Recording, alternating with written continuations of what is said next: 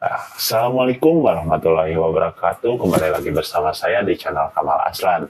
Kali ini kita akan membahas atau menceritakan suatu mitos atau legenda ya yang sudah terkenal di Jawa Barat, yaitu mitos dan legenda Gunung Salak. Gunung Salak sendiri sudah terkenal ya dengan mitosnya yang bertebaran di mana saja.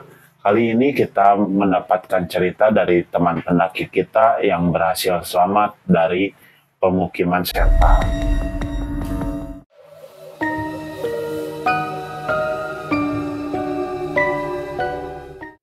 Pada hari itu, saya dan ketiga teman saya berencana untuk berkemah ke Gunung Salak untuk merayakan kelulusan sekolah. Kami berempat berangkat dari Bandung sekitar jam 1 siang. Tapi ketika di perjalanan, kami terjebak macet, sehingga kami tiba di Gunung Salak menjelang maghrib. Setibanya kami di kawasan Gunung Salak, kami bergegas untuk mendaki karena hari sudah mulai gelap dan kabut sudah mulai turun. Akhirnya kami tiba di pos 2 sekitar jam 10. Ketika kami akan melanjutkan perjalanan dari pos 2, hujan turun sehingga kami tidak bisa melanjutkan perjalanan. Dan akhirnya kami pun memasang tenda untuk beristirahat dan akan melanjutkan pendakian di keesokan harinya. Kami beristirahat untuk melepaskan rasa lelah. Tidak ada hal-hal aneh apapun yang terjadi. Hanya terdengar suara hujan dan beberapa hewan malam hari. Kami menikmati momen itu dengan canda, tawa, tetapi saat hujan mulai reda, disitulah hal aneh terjadi. Seketika keadaan sekitar terasa sepi dan sunyi, tidak ada suara apapun. Kami tidak memperdulikan hal tersebut. Jam pun menunjukkan pukul 12 malam. Kami memutuskan untuk masuk ke dalam tenda dan beristirahat. Saat saya dan teman-teman akan terlelap, tiba-tiba terdengar suara langkah kaki yang banyak dan ramai sekali. Kami semua kaget mendengarnya. Dengar, suara apaan tuh? Tapi saya pikir mungkin itu pendaki yang lain. Tidak lama, suara itu pun hilang, dan kami melanjutkan istirahat kembali. Sekitar jam 1 malam, terdengar suara yang saya pikir itu pendaki juga, tetapi suara itu makin lama, dan makin ramai, seperti suara warga yang sedang beraktivitas.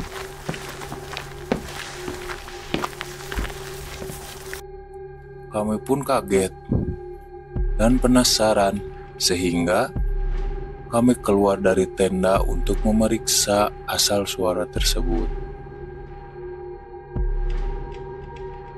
Pas kami keluar dari tenda, dan saat saya melihat ke arah belakang tenda, di situ saya melihat ada sebuah cahaya seperti bola api atau seperti obor. Di situ saya panggil semua teman-teman saya, dan ternyata teman saya juga melihat hal yang sama. Kami pun sepakat untuk pergi ke arah sumber cahaya itu. Begitu kami sampai, kami pun heran sekaligus kaget. Kok bisa ada pemukiman di sini?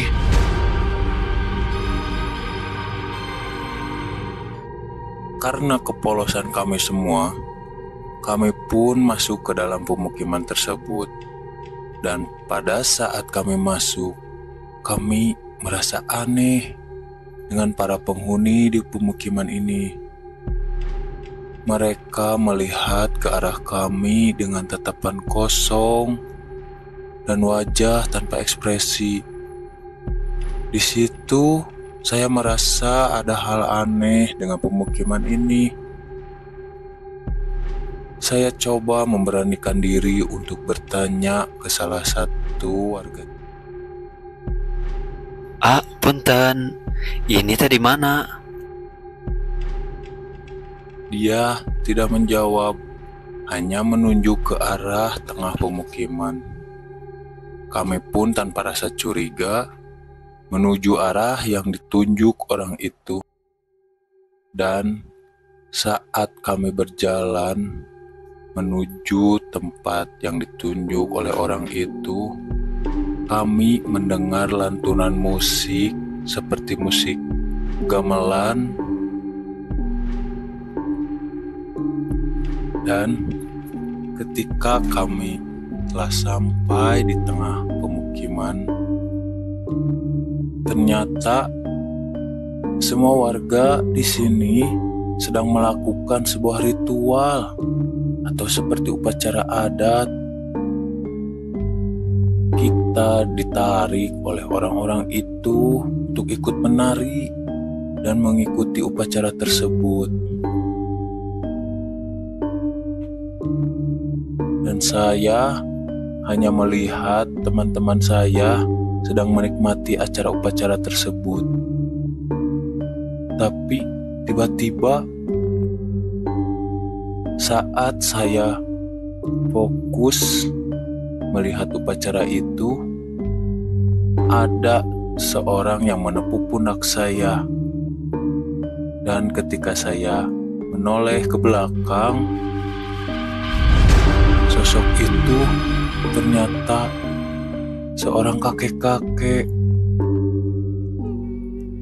Dia menepuk pundak saya dan bilang, Pergi, ini bukan tempat untuk kalian. Akhirnya saya tarik teman saya satu persatu dari upacara itu. Namun hal aneh pun terjadi. Semua orang ikut berhenti menari dan hanya menatap tajam ke arah kami dengan perasaan ngeri dan seram. Akhirnya kita memutuskan untuk berlari. Namun semua warga tiba-tiba mengejar ke arah kita. Kita yang kebingungan dengan arah jalan keluar melihat kakek-kakek yang tadi menunjuk ke arah kemana kita harus lari. Hingga akhirnya kita berempat sampai ke arah cahaya obor tadi dan keluar dari pemukiman tersebut. Dan saat kami sudah keluar dari pemukiman itu, seketika hari pun terlihat sangat cerah. Dan kami pun kebingungan. Kami memutuskan untuk kembali ke tenda dan mengambil perlengkapan. Namun, semua perlengkapan kami ternyata sudah tidak ada. Dan akhirnya kami pun pergi kembali ke pos 2 pendakian. Setelah sampai dan bertanya pada penjaga pos 2, ternyata kami sudah dinyatakan hilang selama 2 hari 3 malam. Kami semua hanya diam dan kaget dengan ucapan penjaga tersebut. Setelah semua kejadian tersebut, akhirnya kami memutuskan untuk tidak melanjutkan pendakian lagi dan memutuskan untuk pulang.